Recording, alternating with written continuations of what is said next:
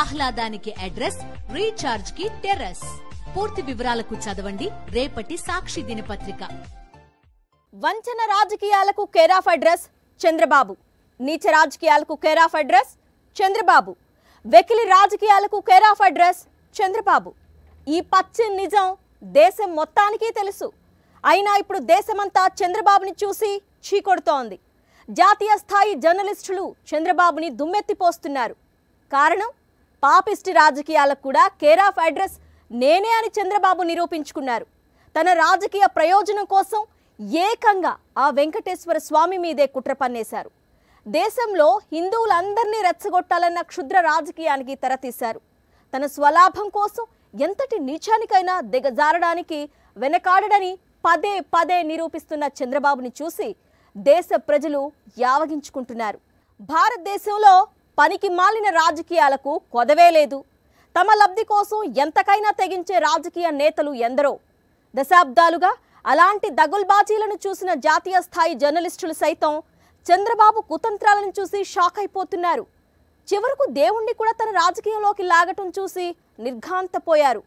హిందువులందరినీ రెచ్చగొట్టి జరగకూడనిది ఏమైనా జరిగితే ఆ దారుణాల నుంచి రాజకీయ ప్రయోజనాలను పిండుకోవడం కోసం చంద్రబాబు పన్నిన కుట్రని చూసి ఆగ్రహం వ్యక్తం చేస్తున్నారు. ఇప్పటికే ఆటవిక పాలనతో అల్లాడుతోన్న ఆంధ్రప్రదేశ్ని చూసి దేశ ప్రజలంతా జాలిపడుతున్నారు. ఇప్పుడు చంద్రబాబు రాక్షస రాజకీయం చూసి యావత్ దేశం చీకొడుతోంది. దేశంలో సుదీర్ఘ రాజకీయ అనుభవం ఉన్న నేతలు ఎందరో ఉన్నారు.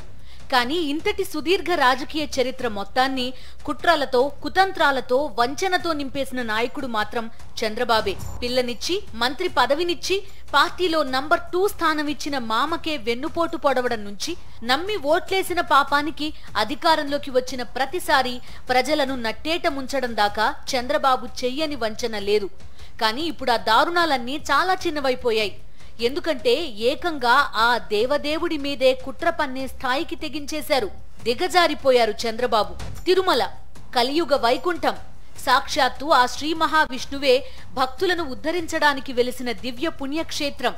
ఒక్క క్షణమైనా ఆ శ్రీనివాసుడిని కనులారా చూసి తరించాలని ప్రపంచ వ్యాప్తంగా ఉన్న కోట్లాది మంది భక్తులు తపిస్తూ ఉంటారు. శ్రీవారికి నివేదించే నైవేద్యాల్లో లడ్డూకి ప్రత్యేక స్థానం ఉంది. తిరుమల లడ్డు అంటే ఆ శ్రీనివాసుడి ఆశీర్వాదం. తిరుమల లడ్డు అంటే ఆ 7 కొండలవాడి కరుణా కటాక్షాలు. తిరుమల లడ్డు అంటే ఆ దేవదేవుడి అనుగ్రహం. అందుకే భక్త జనకోటి తిరుమల లడ్డూని శ్రీవారి ఆశీస్సులకు మరో రూపంగా భావిస్తారు. అలాంటి పవిత్రమైన తిరుమల లడ్డూనే తన కుట్రకి కేంద్రంగా ఎంచుకున్నారు చంద్రబాబు. ఏకంగా ఆ వెంకటేశ్వర స్వామినే తన కుతంత్రాలకు పావుగా వాడుకునే పాపానికి ఒడిగట్టారు. తన 100 రోజుల పాలన మీద ప్రజాక్షేత్రంలో వెల్లువెత్తుతోన్న వ్యతిరేకత నుంచి దృష్టి మళ్లించడానికి, వైఎస్ఆర్సీపీని టార్గెట్ చేయడానికి మాత్రమే చంద్రబాబు ఈ పన్నాగం పన్నలేదు. ఒక వర్గంలో విపరీతమైన ద్వేషం, ఉన్మాదాన్ని రేకెత్తించి ఆ మంటల మీద రాజకీయ చలి కాచుకోవాలన్న నీచానికి ఒడిగట్టారు చంద్రబాబు. కానీ ఈ పన్నాగం చంద్రబాబు అనుకున్న విధంగా పారలేదు.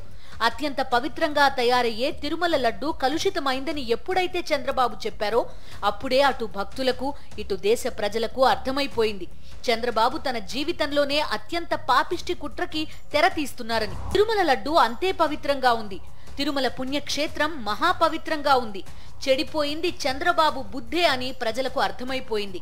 అదే సమయంలో చంద్రబాబు అండ్ కో చేస్తూ వచ్చిన నిరాధార ఆరోపణలన్నీ పరిశీలించిన తర్వాత జాతీయ స్థాయి జర్నలిస్టులకు కూడా మతిపోయింది. ఇంత నిస్సిగ్గుగా, ఆధార రహితంగా ఆ భగవంతుడి మీదే ఎలా పచ్చి అబద్ధాలు చెప్పేస్తున్నారని జాతీయ స్థాయి జర్నలిస్టులు విస్మయం వ్యక్తం చేస్తున్నారు. ఒక వర్గాన్ని రెచ్చగొట్టి జాతీయ స్థాయిలోనూ రాజకీయ ప్రయోజనాలు పొందడానికి చంద్రబాబు ఆ వెంకటేశ్వర స్వామి మీద పన్నిన కుతంత్రాన్ని చూసి జాతీయ స్థాయి జర్నలిస్టులు దుమ్మెత్తిపోస్తున్నారు. వ్యవస్థలను మేనేజ్ చేయడంలో చంద్రబాబు దిట్ట. అసలు 45 ఏళ్లుగా తన రాజకీయ జీవితంలో చేసిన ప్రతి పాపం, కుట్ర, వంచన వెనుక వ్యవస్థలను మేనేజ్ చేయడం అనే టెక్నిక్ అప్లై అయ్యే ఉంటుంది. ఇప్పుడు ఎన్డీఏలో టీడీపీ భాగస్వామి. దీంతో జాతీయ మీడియాని కూడా మేనేజ్ చేసి వెంకటేశ్వర స్వామి మీద తాను పన్నిన కుట్ర సజావుగా అమలయ్యేలా చంద్రబాబు ప్రయత్నాలు చేశారని పరిశీలకులు విశ్లేషిస్తున్నారు. కానీ జరిగింది, జరుగుతోంది మాత్రం వేరు. జాతీయ స్థాయి జర్నలిస్టులు చంద్రబాబు క్షుద్ర రాజకీయాన్ని నిప్పులతో కడుగుతున్నారు. కోట్లాది మంది మనోభావాలతో ఆడుకోవడం మాత్రమే కాకుండా మత విద్వేషాలు చెలరేగాలన్న దురుద్దేశం కూడా ఈ కుట్ర వెనుక ఉందన్న అనుమానాలను నేషనల్ మీడియా వ్యక్తం చేస్తోంది. నేషనల్ మీడియా ది ప్రింట్ లో సీనియర్ జర్నలిస్ట్ కపిల్ కోమిరెడ్డి చంద్రబాబు చెబుతోన్న అబద్ధాలు, వాస్తవాల వక్రీకరణ, తప్పుడు ప్రచారాలను విపులంగా వివరించారు. అదే సమయంలో చంద్రబాబు కొత్తగా మొదలుపెట్టిన మతపరమైన రాజకీయాలను ప్రశ్నించారు. బాబు జిత్తులమారి రాజకీయానికి నిజ నిర్ధారణతో సంబంధం లేకుండా లోక్సభ ప్రతిపక్ష నేత రాహుల్ గాంధీ లాంటి వాళ్లు పడిపోవడం సైతం ఆ ఆర్టికల్లో ప్రస్తావించారు.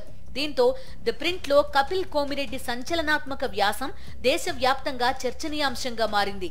నాణ్యతా పరీక్షల్లో విఫలమైన కారణంగా కల్తీ జరిగిందని అనుమానించిన నెయ్యి ట్యాంకర్లను సరఫరాదారులకు తిప్పి పంపారు. ఈ ట్యాంకర్ల నుంచి సేకరించిన నమూనాలను తనిఖీల కోసం ప్రత్యేకమైన పరిశోధన సంస్థలకు పంపారు. కానీ లడ్డూలో కల్తీ జరిగిపోయిందని చంద్రబాబు నిరాధార ఆరోపణలు చేశారు.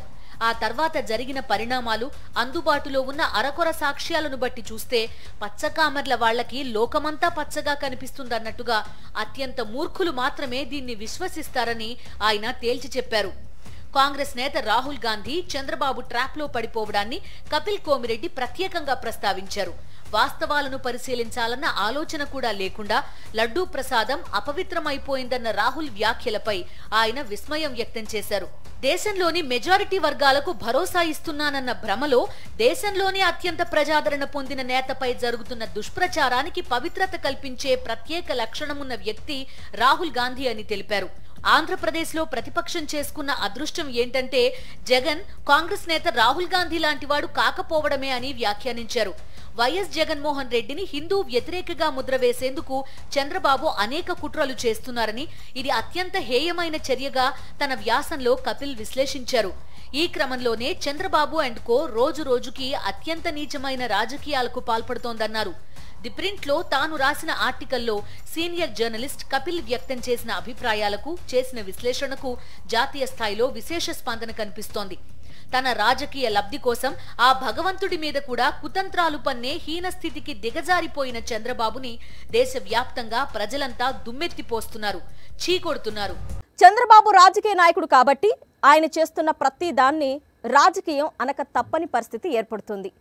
నిజానికి ఏ రాజకీయ నాయకుడు కూడా చంద్రబాబు తరహాలో భగవంతుణ్ణే తన కుట్ర కోసం వాడుకోడు. ఏ రాజకీయ నాయకుడు కూడా కోట్లాది మంది భక్తుల మనోభావాలను గాయపరచడానికి సాహసించడు. కించిత్ కూడా పాపభీతి ఉన్న ఎవరు ఆ దేవదేవుడి దివ్య ప్రసాదాన్ని అపహాస్యం చేసే దుస్సాహసం చెయ్యరు. కానీ చంద్రబాబు మాత్రం చాలా తేలిగ్గా ఇదంతా చేసేశారు. కానీ ఆయన కుతంత్రం ఫలించలేదు, ఆయన పన్నాగం పారలేదు. చివరకు తన కుట్రతో తానెంతటి దారుణాలకైనా తెగిస్తానన్న చేదు నిజాన్ని తానే బయట పెట్టేసుకున్నారు చంద్రబాబు. అందుకే నేషనల్ మీడియా చంద్రబాబు దుర్మార్గాన్ని తూర్పారబెడుతోంది. చంద్రబాబు క్షుద్ర రాజకీయాన్ని నిప్పులతో కడుగుతోంది. చంద్రబాబు 4వ ముఖ్యమంత్రిగా బాధ్యతలు స్వీకరించక ముందే ఏపీలో హింస రచనకి తెరతీశారు. అధికారంలోకి రాగానే అంబేద్కర్ రాజ్యాంగాన్ని పక్కన పారేసి రెడ్ బుక్ రాజ్యాంగం అమలు చేశారు. హత్యలు, హత్యాయత్నాలు, కిడ్నాప్లు, దాడులతో ఆటవిక పాలనకి ఆంధ్రప్రదేశ్ ని కేర్ ఆఫ్ అడ్రస్ గా మార్చేశారు. వైఎస్ఆర్సీపీ తప్ప ఈ దారుణాలను మరెవరూ ప్రశ్నించలేదు. ప్రజలకు ఇచ్చిన హామీలను నిర్దాక్షిణ్యంగా, నిస్సిగ్గుగా తుంగలో తొక్కేశారు. వైఎస్ఆర్సీపీ తప్ప ఈ దారుణాలను ఎవరూ ప్రశ్నించలేదు. కరకట్ట మీద తన అక్రమ నివాసాన్ని వరద నుంచి కాపాడుకోవడానికి విజయవాడకే వరదని మళ్లించి లక్షల మందిని వరదలో ముంచేశారు. ఈ దారుణాలన్నీ వైఎస్ఆర్సీపీ తప్ప మరెవరూ ప్రశ్నించలేదు. ఈ పరిణామాలే ఏకంగా దేవుడి మీద కుట్రలు చేసే నీచ ఆలోచన చంద్రబాబుకి రావడానికి కారణమని పరిశీలకులు విశ్లేషిస్తున్నారు. వైఎస్ఆర్సీపీని ఘోరంగా దెబ్బతీస్తే ఇక తమ అరాచకాలను ప్రశ్నించే వాళ్లే ఉండరన్న కుట్ర బుద్ధితో ఏకంగా వెంకటేశ్వర స్వామి మీదే పన్నాగం పన్నేశారు. వైఎస్ఆర్సీపీని బలి చేయాలన్న కుట్రతో పాటుగా ఒక వర్గం మనోభావాలను రెచ్చగొట్టడం ద్వారా మత విద్వేషాలు రెచ్చగొట్టే పన్నాగం పన్నారని పరిశీలకులు విశ్లేషిస్తున్నారు. కానీ ఆ 7 కొండల వాడినే చంద్రబాబు తన నీచ రాజకీయాల్లోకి లాగడంతో ఒక్క వైఎస్ఆర్సీపీ మాత్రమే కాదు, ప్రపంచ వ్యాప్తంగా ఉన్న భక్తజన కోటి మొత్తం చంద్రబాబు పన్నాగంపై తిరుగుబాటు చేశారు. జాతీయ మీడియాతో పాటుగా జాతీయ స్థాయి జర్నలిస్టులు కూడా చంద్రబాబు కుట్రని పోస్ట్ మార్టం చేశారు. నిజానికి చంద్రబాబు పన్నింది ఒక కుట్ర కాదు, అదొక కుతంత్రాల సమూహం.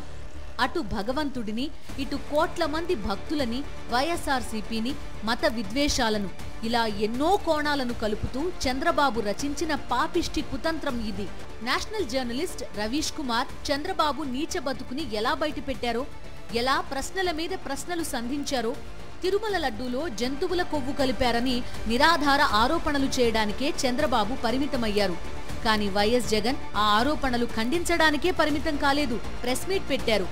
7 కొండలవాడి అన్నప్రసాదాల తయారీకి ఉపయోగించే ప్రతి పదార్థాన్ని ఎన్ని రకాలుగా టెస్ట్ చేస్తారో, ఎన్ని నెలలకు నెయ్యి టెండర్లు పిలుస్తారో, అసలు టీటీడీ పాలన ఎలా సాగుతోందో విపులంగా జగన్ తన ప్రెస్ మీట్లో వివరించారు.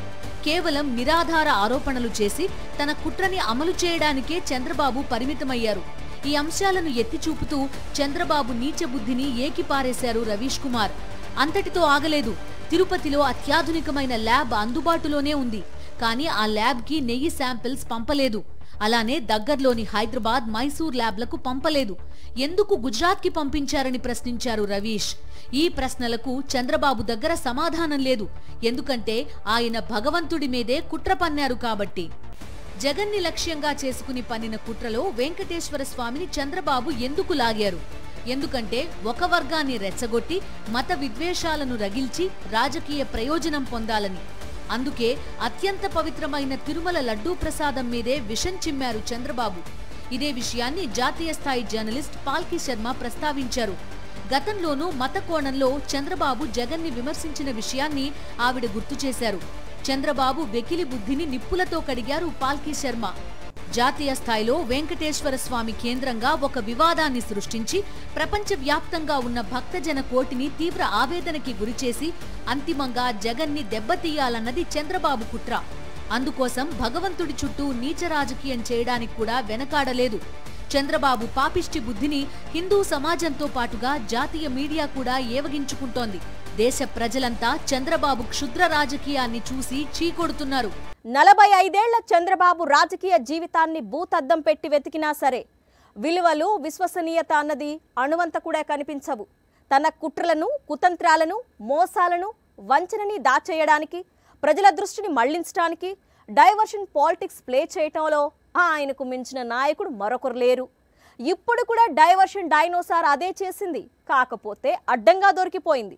రెడ్ బుక్ రాజ్యాంగం నుంచి హామీలను తుంగలో తొక్కడం దాకా, విజయవాడని వరదల్లో ముంచేయటం నుంచి విశాఖ స్టీల్ ప్లాంట్ అమ్మకానికి రంగం సిద్ధం చేయడం దాకా ఆయన పాలనపై ప్రజలు భగ్గుమంటున్నారు. వారి దృష్టి మళ్లించడానికి ఆ 7 కొండల స్వామి మీదే కుట్ర పన్నేశారు. కోట్లాది మంది భక్తులను తీవ్ర ఆందోళనకు గురి చేయటమే కాదు, వాళ్లని రెచ్చగొట్టడానికి కూడా పన్నాగం పన్నారు. చివరకు దేశ ప్రజలందరి చేత చీకొట్టించుకుంటున్నారు. ఎంత నీచం, ఎంత హేయం, ఎంత ఘోరం! తిరుమల ఈవో శ్యామలరావును నియమించింది చంద్రబాబే. ఆ శ్యామలరావే నెయ్యిలో వెజిటబుల్ ఫ్యాట్ కలిసిందంటూ, అదే సమయంలో ఆ నెయ్యిని లడ్డూ తయారీలో వాడలేదని స్పష్టంగా చెప్పారు. కానీ చంద్రబాబు మాత్రం లడ్డూలో జంతువుల కొవ్వు కలిసిన నెయ్యిని వాడేశారని, భక్తులు తినేశారని అత్యంత ఘోరమైన కుట్రకి తెరతీశారు. చివరకు శ్యామలరావు కూడా ఆ దేవదేవుడి సన్నిధిలోనే మాట మార్చాల్సిన పరిస్థితి చంద్రబాబు కల్పించారు. ఈ మొత్తం కుట్రని భగవంతుడు మాత్రమే కాదు, ప్రపంచవ్యాప్తంగా ఉన్న కోట్లాది మంది భక్తులు గ్రహించారు. చంద్రబాబు పాపిష్టి రాజకీయంపై కన్నెర్ర చేశారు. అదే సమయంలో జాతీయ మీడియా చంద్రబాబు కుతంత్రాన్ని ఏకిపారేయటం మొదలుపెట్టింది. ఏ జాతీయ స్థాయిలో ప్రయోజనం పొందుతామని భగవంతుడి విషయంలో చంద్రబాబు బరితెగించారో అదే జాతీయ స్థాయిలో బాబుగారి రోత బుద్ధి బట్టబయలవుతోంది. జాతీయ మీడియాలో యాక్టివ్గా ఉండే జర్నలిస్ట్ రోహిణి సింగ్ చంద్రబాబు నీచ రాజకీయాన్ని తూర్పారబెడుతూ ఎక్స్ అకౌంట్ ద్వారా అనేక ప్రశ్నలను సంధించారు. కల్తీ నెయ్యితో లడ్డూలు తయారు చేసి ప్రసాదంగా అందించారా? అందించకపోతే ఇంత నిరాధార ఆరోపణలు ఎందుకు చేశారు? ప్రతి 6 నెలలకోసారి తిరుపతి ట్రస్ట్ నెయ్యి కోసం టెండర్లు పిలుస్తున్న విషయం నిజమేనా? నెయ్యిని వినియోగించే ముందు తనిఖీ చేసి నాణ్యతా ప్రమాణాలకు అనుగుణంగా లేకపోవటం వల్ల గతంలో టీడీపీ హయాంలో కూడా నెయ్యి ట్యాంకర్లను చాలాసార్లు తిరస్కరించడం నిజమేనా? టెండర్ను తక్కువ ధరను కోట్ చేసిన వారిని ట్రస్ట్ బోర్డు ఆమోదం తర్వాత మాత్రమే ఎంపిక చేయటం నిజమేనా? ఆలయాన్ని నిర్వహించే ట్రస్ట్ బోర్డు స్వతంత్రమైనదేనా? బోర్డులో వివిధ రాష్ట్రాలకు చెందిన భక్తులను వివిధ రాష్ట్రాల ముఖ్యమంత్రుల సిఫార్సుల ఆధారంగా సభ్యులను నియమిస్తారా? ట్రస్టులో బీజేపీతో అనుబంధంగా ఉన్నవారు కూడా ఉన్నారా? అందుకే మీ రాజకీయ ప్రత్యర్థిని మాత్రమే టార్గెట్ చేశారా అని రోహిణి సింగ్ ప్రశ్నల వర్షాన్ని కురిపించారు. చివరిగా వివిధ వార్తా ఛానల్స్ ప్రసాదం తయారీకి కల్తీ నెయ్యి వినియోగించడం లేదని చెప్తున్నాయి. మరిప్పుడు కోట్లాది మంది భక్తుల మనోభావాలను దెబ్బతీసినందుకు చంద్రబాబు నాయుడు క్షమాపణలు చెప్పాలని రోహిణి సింగ్ డిమాండ్ చేశారు. చంద్రబాబు పాపం బద్దలయ్యే సమయం ఆసన్నమవుతోంది. ఓవైపు ప్రపంచవ్యాప్తంగా భక్తులు చంద్రబాబు కుట్రపై భగ్గుమంటున్నారు. మరోవైపు నేషనల్ మీడియా చంద్రబాబు నీచ రాజకీయాన్ని ఎండగడుతోంది. ఇంకోవైపు దేశ ప్రజలంతా చీకొడుతున్నారు. మరోపక్క సుప్రీంకోర్టులో తిరుపతి లడ్డూ వివాదంపై విచారణ జరగాలంటూ వరుస పిటిషన్లు దాఖలయ్యాయి. మాజీ కేంద్ర మంత్రి, సుప్రీంకోర్టు న్యాయవాది సుబ్రహ్మణ్య స్వామి కూడా లడ్డూ కల్తీ వివాదంపై సుప్రీంకోర్టు పర్యవేక్షణలోనే విచారణ జరగాలని పిటిషన్ వేశారు.